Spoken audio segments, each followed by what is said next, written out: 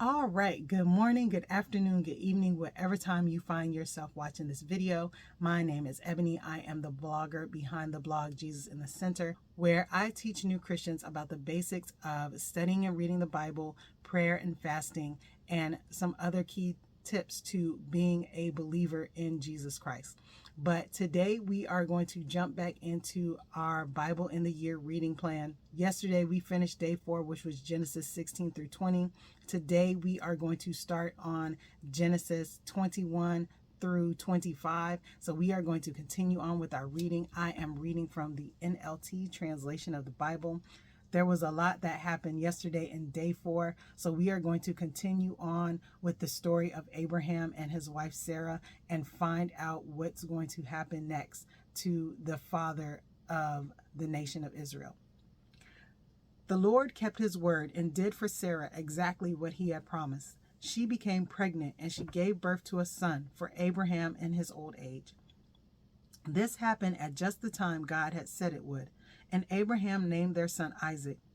8 days after Isaac was born, Abraham circumcised him as God had commanded. Abraham was 100 years old when Isaac was born. And Sarah declared, "God has brought me laughter. All who hear about this will laugh with me. Who would have said to Abraham that Sarah would nurse a baby? Yet I have given Abraham a son in his old age." When Isaac grew up and was about to be weaned, Abraham prepared a huge feast to celebrate the occasion. But Sarah saw Ishmael, the son of Abraham, and her Egyptian servant Hagar making fun of her son Isaac. So she turned to Abraham and demanded, "Get rid of that slave woman and her son. He is not going to share the inheritance with my son Isaac. I won't have it."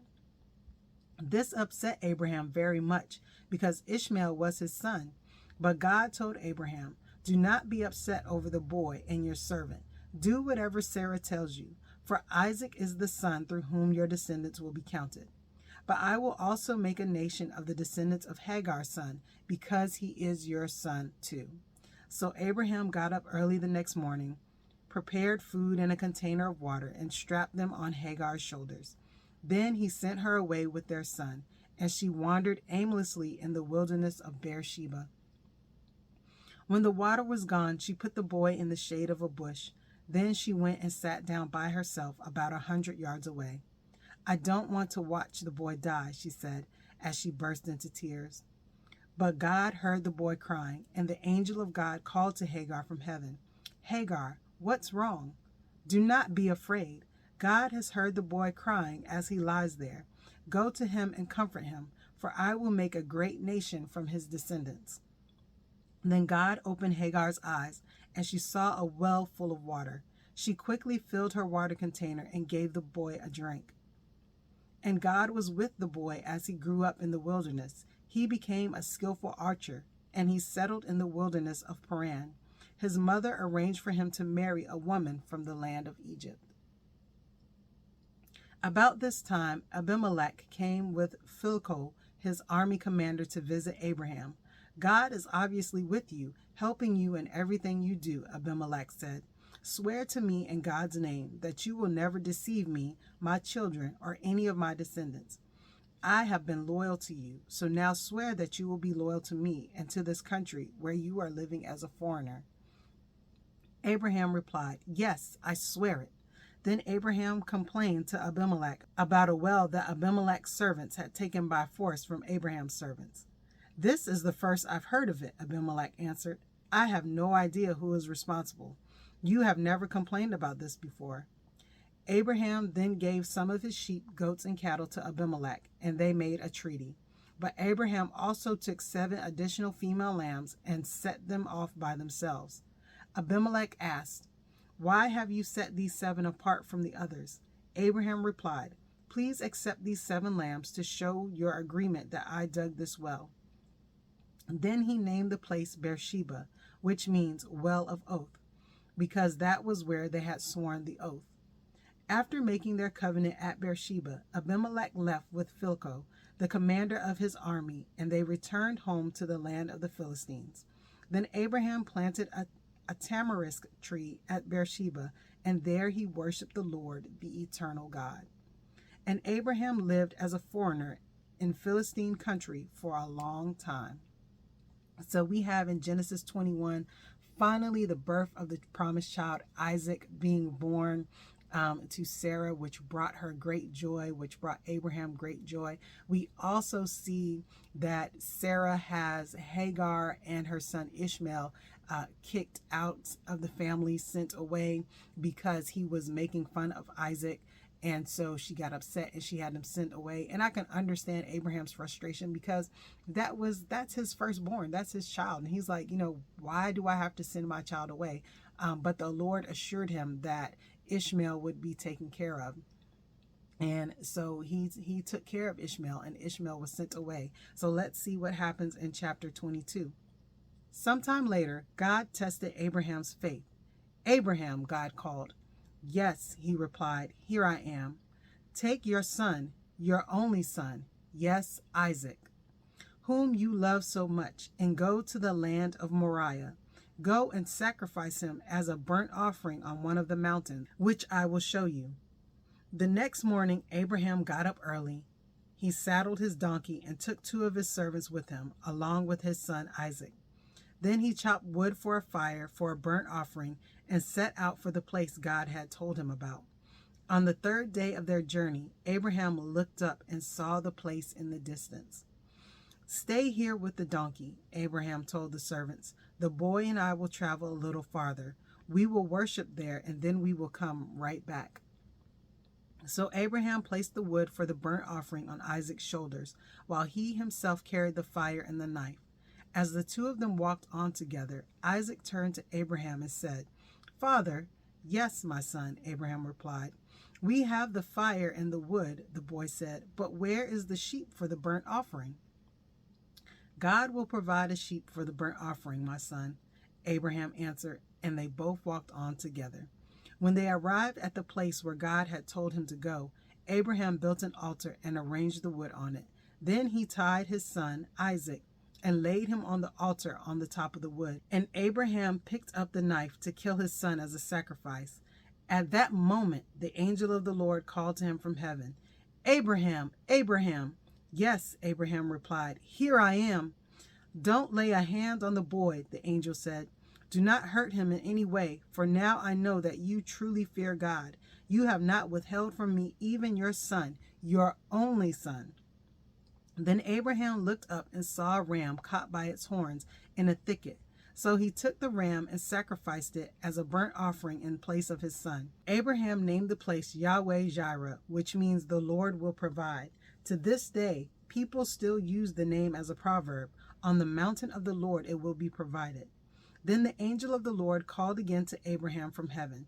This is what the Lord says, because you have obeyed me and have not withheld even your son, your only son, I swear by my own name that I will certainly bless you. I will multiply your descendants beyond number. Like the stars in the sky and the sand on the shore, your descendants will conquer the cities of their enemies.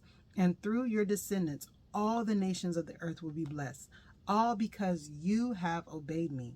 Then they returned to the servants and traveled back to Beersheba, where Abraham continued to live. Soon after this, Abraham heard that Milcah, his brother's Nahor's wife, had borne Nahor 8 sons. The oldest was named Uz, the next oldest was Buz, followed by Kemuel, the ancestor of the Armenians, Kasid, Hazo, Pildash, Jidlaph, and Bethuel. Bethuel became the father of Rebekah. In addition to these 8 sons from Milcah, Nahor had 4 other children from his concubine, Reumah. Their names were Tibah, Gaham, Tahash, and Makkah.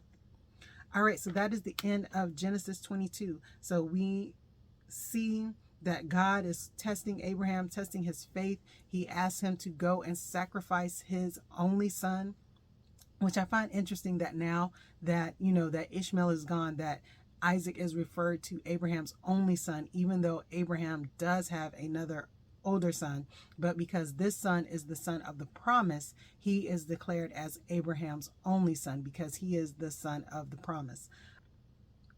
All right, Genesis 23. When Sarah was 127 years old, she died at Kiriath Arba. now called Hebron, in the land of Canaan. There Abraham mourned and wept for her. Then, leaving her body, he said to the Hittite elders, "Here I am, a stranger and a foreigner among you. Please sell me a piece of land so I can give my wife a proper burial." The Hittites replied to Abraham, "Listen, my lord, you are an honored prince among us. Choose the finest of our tombs and bury her there.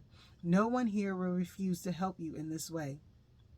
Then Abraham bowed low before the Hittites and said, "Since you are willing to help me in this way, be so kind as to ask Ephron to let me buy his cave at Machpelah, down at the end of his field. I will pay the full price in the presence of witnesses, so I will have a permanent burial place for my family."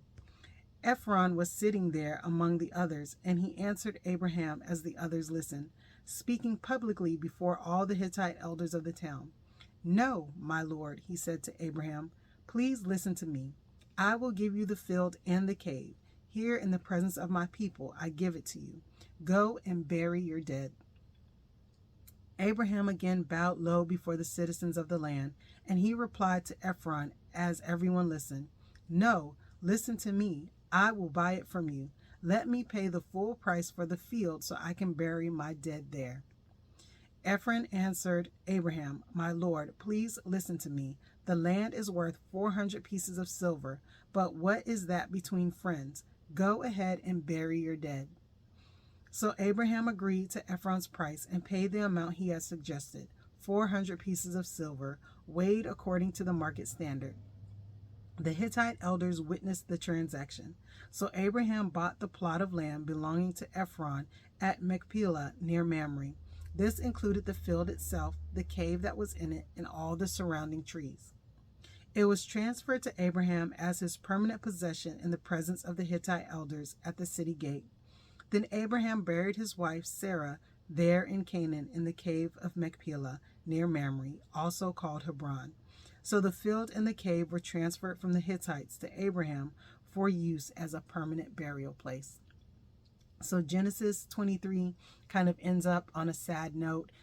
We see that, Sarah has died and Abraham needs a place to bury her. So he goes to the Hittites and asks to buy a field, which he pays 400 pieces of silver for. So Sarah lived to 127 years.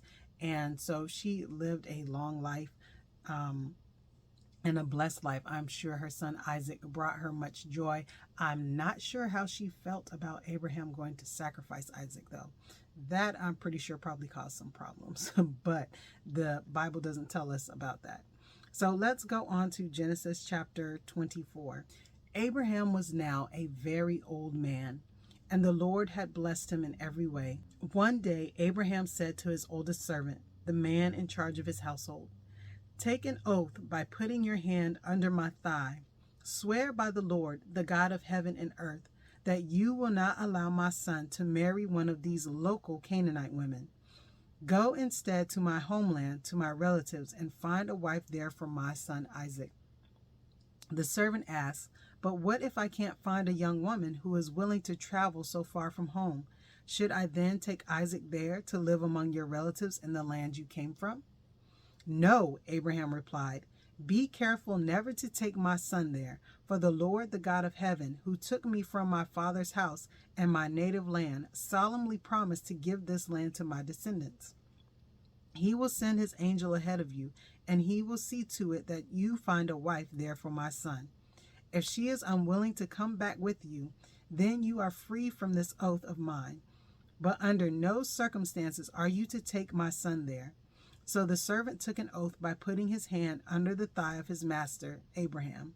He swore to follow Abraham's instructions. Then he loaded 10 of Abraham's camels with all kinds of expensive gifts from his master.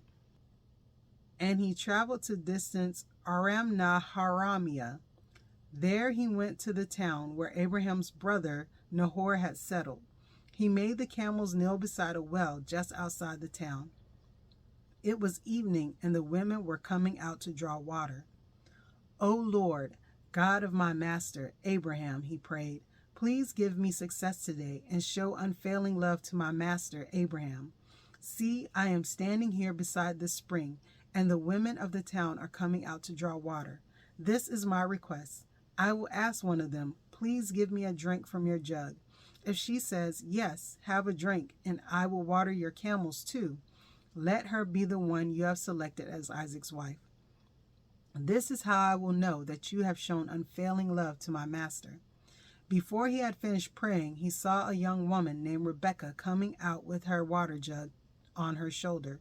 She was the daughter of Bethuel, who was the son of Abraham's brother Nahor and his wife Milcah.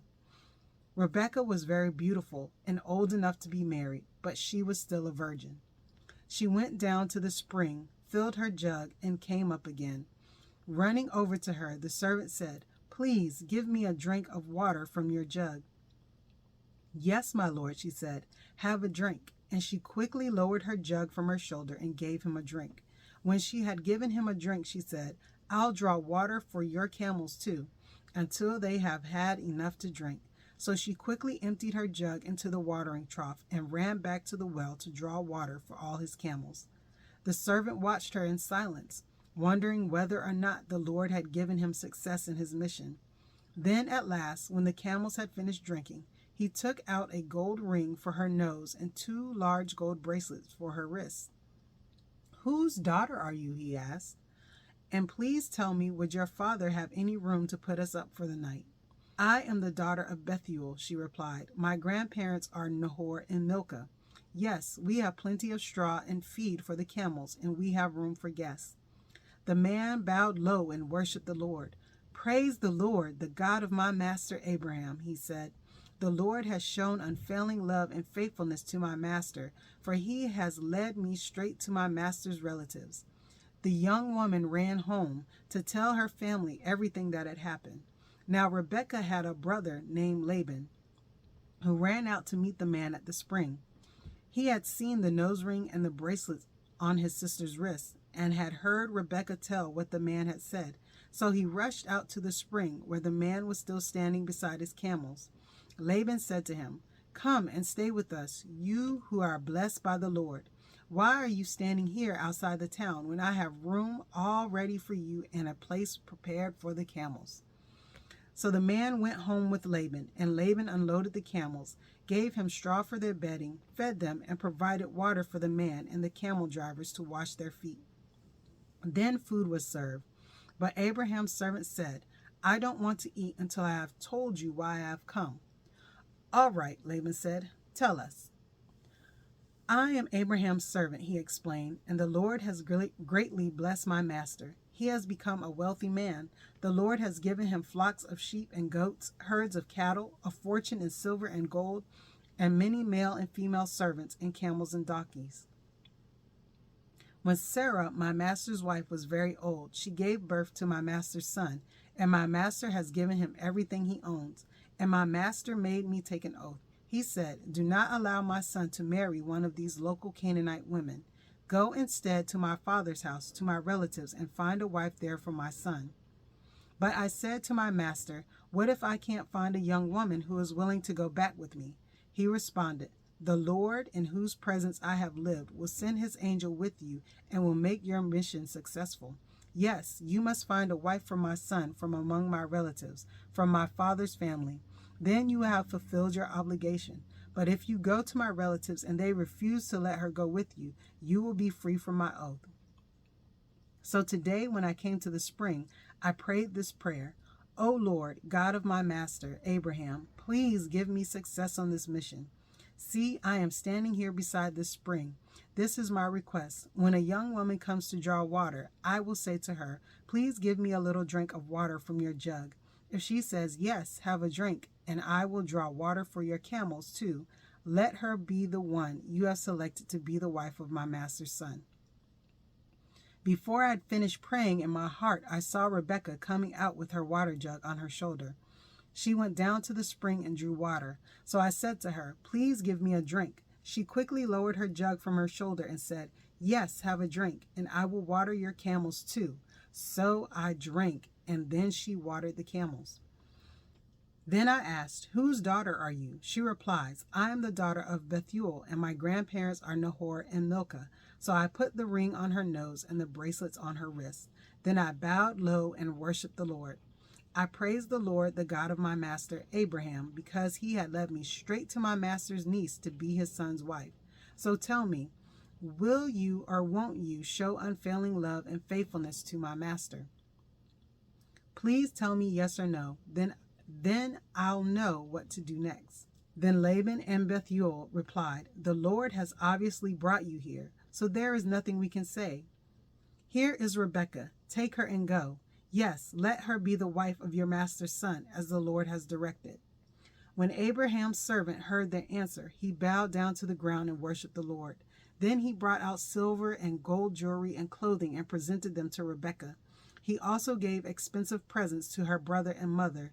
Then they ate their meal, and the servant and the men with him stayed there overnight. But early the next morning, Abraham's servant said, send me back to my master. We want Rebekah to stay with us at least 10 days, her brother and mother said. Then she can go. But he said, don't delay me. The Lord has made my mission successful. Now send me back so I can return to my master.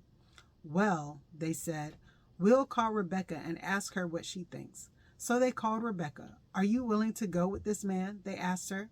And she replied, yes, I will go. So they said goodbye to Rebekah and sent her away with Abraham's servant and his men. The woman who had been Rebekah's childhood nurse went along with her. They gave her the blessing as she parted. Our sister, may you become the mother of many millions. May your descendants be strong and conquer the cities of their enemies. Then Rebekah and her servant girls mounted the camels and followed the man. So Abraham's servant took Rebekah and went on his way. Meanwhile, Isaac, whose home was in the Negev, had returned from Beer Lahai Roi. One evening as he was walking and meditating in the field, he looked up and saw the camels coming. When Rebekah looked up and saw Isaac, she quickly dismounted from her camel. Who is that man walking through the fields to meet us? She asked the servant. And he replied, it is my master. So Rebekah covered her face with her veil. Then the servant told Isaac everything he had done. And Isaac brought Rebekah into his mother Sarah's tent, and she became his wife. He loved her deeply, and she was a special comfort to him after the death of his mother. All right, so at the end of Genesis 24, we see that Abraham's servant has gone back to Abraham's family to find a wife for Isaac. He meets Rebekah at the well. He offers up a prayer to God, asking God to give him a specific sign, and Rebekah fulfills that sign, and his mission is successful, and he takes Rebekah back home to Isaac. So we are going to jump into Genesis chapter 25. This is going to be our last chapter for today. Abraham married another wife whose name was Keturah. She gave birth to Zimram, Jokshan, Medan, Midian, Ishbak, and Shua. Jokshan was the father of Sheba and Dedan. Dedan's descendants were the Asherites, Lethushites, and Lemites. Midian's sons were Ephah, Epher, Hanok, Abida, and Eldah. These were all the descendants of Abraham through Keturah. Abraham gave everything he owned to his son Isaac, but before he died, he gave gifts to the sons of his concubines and sent them off to the land in the east away from Isaac. So we see that God's word is beginning to come true, as he said that Abraham was going to be the father of many nations. So as we read in this passage, Abraham takes another wife. She has sons, and those sons have sons, and they become their own nations. We also have Hagar, Ishmael. Ishmael is going to become the father of many nations. So right there, Abraham is the promise of God. The covenant of God is already starting to come true with Abraham, because he is already producing all of these different nations. Abraham lived for 175 years, and he died at a ripe old age, having lived a long and satisfying life. He breathed his last and joined his ancestors in death. His sons Isaac and Ishmael buried him in the cave of Machpelah near Mamre, in the field of Ephron, son of Zohar the Hittite. This was the field Abraham had purchased from the Hittites, and where he had buried his wife Sarah. After Abraham's death, God blessed his son Isaac, who settled near Beer Lahai Roi in the Negev. This is the account of the family of Ishmael, the son of Abraham through Hagar, Sarah's Egyptian servants. Here is a list by their names and clans of Ishmael's descendants. The oldest was Nebaioth, followed by Kedar, Adbel, Mibsam, Mishma, Duma, Massa, Hadad, Tema, Jetur, Nephish, and Kedemah. These 12 sons of Ishmael became the founders of 12 tribes named after them, listed according to the places they settled and camped. Ishmael lived for 137 years. Then he breathed his last and joined his ancestors in death. Ishmael's descendants occupied the region from Havilah to Shur, which is east of Egypt in the direction of Ashur. There they lived in open hostility toward all their relatives. This is the account of the family of Isaac, the son of Abraham. When Isaac was 40 years old, he married Rebekah, daughter of Bethuel the Aramean from Padan Aram, and the sister of Laban the Aramean. Isaac pleaded with the Lord on behalf of his wife, because she was unable to have children. The Lord answered Isaac's prayer, and Rebekah became pregnant with twins. But the two children struggled with each other in her womb, so she went to ask the Lord about it. "Why is this happening to me?" she asked. And the Lord told her, "The sons in your womb will become two nations. From the very beginning, the two nations will be rivals. One nation will be stronger than the other, and your older son will serve your younger son." And when the time came to give birth, Rebekah discovered that she did indeed have twins. The first one was very red at birth and covered with thick hair like a fur coat, so they named him Esau. Then the other twin was born with his hand grasping Esau's heel, so they named him Jacob. Isaac was 60 years old when the twins were born. As the boys grew up, Esau became a skillful hunter. He was an outdoorsman, but Jacob had a quiet temperament, preferring to stay at home. Isaac loved Esau because he enjoyed eating the wild game Esau brought home, but Rebekah loved Jacob. One day, when Jacob was cooking some stew, Esau arrived home from the wilderness, exhausted and hungry. Esau said to Jacob, "I'm starved.